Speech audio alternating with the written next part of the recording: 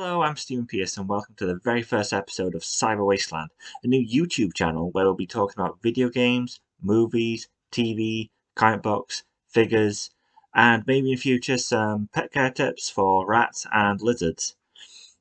Anyway, I thought I'd start the first show with a look back on the God of War game franchise, which started in 2005 with the highly anticipated release for the what looks to be final God of War game in God of War Ragnarok, which is released November 9th.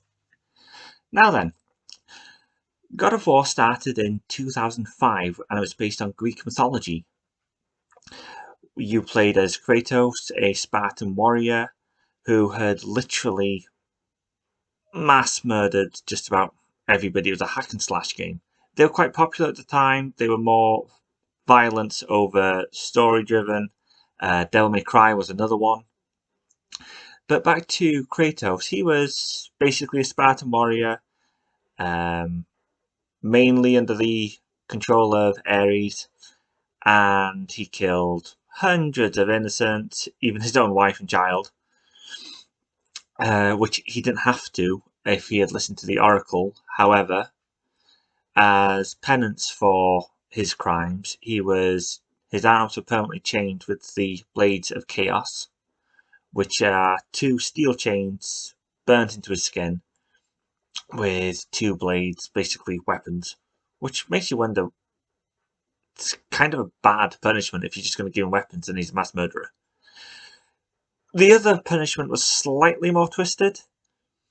He's always been like this ashen white colour, and it's really made you wonder, okay, what's with it, because everyone else kind of looks normal. All the victims he had slain, he was covered in their ashes permanently. Didn't matter what he did, they were there for life.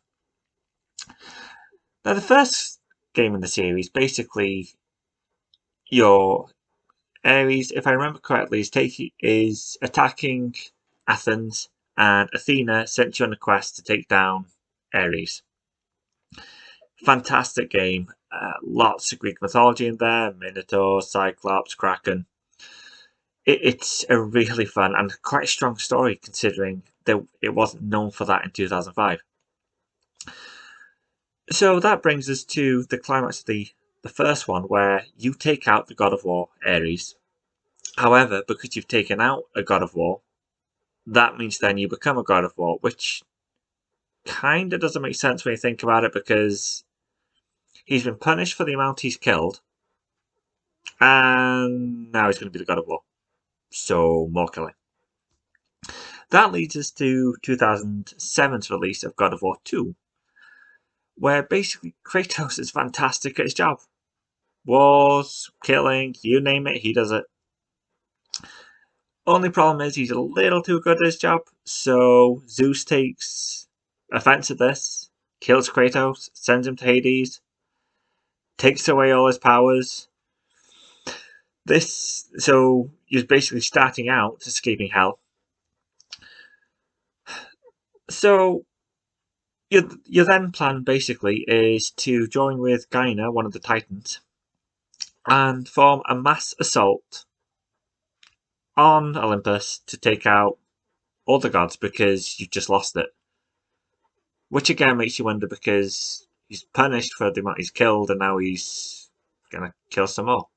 Maybe he just doesn't learn. Anyway, the 2007 God of War 2 release was based more so on kind of the cliffhanger kind of endings. So there were fights. It's a great game, but it's mainly leading into God of War 3, which was at that point the climax to the series. And in God of War 3, you fight literally every god you can name that's still alive, that you haven't somehow managed to kill in one way or another. This does include Titans. Where it went really interesting is he actually ended up killing them all. In the process, he got himself killed, but we didn't actually see his body. Now, we all presumed that God of War 3 was the end of Kratos. That was the end of the franchise. Done, gone, bye-bye, see you. So, in 2018, they released God of War. Not to be mistaken with the release of the God of War 2005. This is a new God of War, and it's set on Norse mythology, where he has a son, Atreus. His wife has died again, but don't worry, this time you haven't killed him, apparently, which is good job. So, and your quest in this one is to take the ashes of his fallen wife to the highest peak in, I think, Jotunheim, I believe. I've only just finished this game.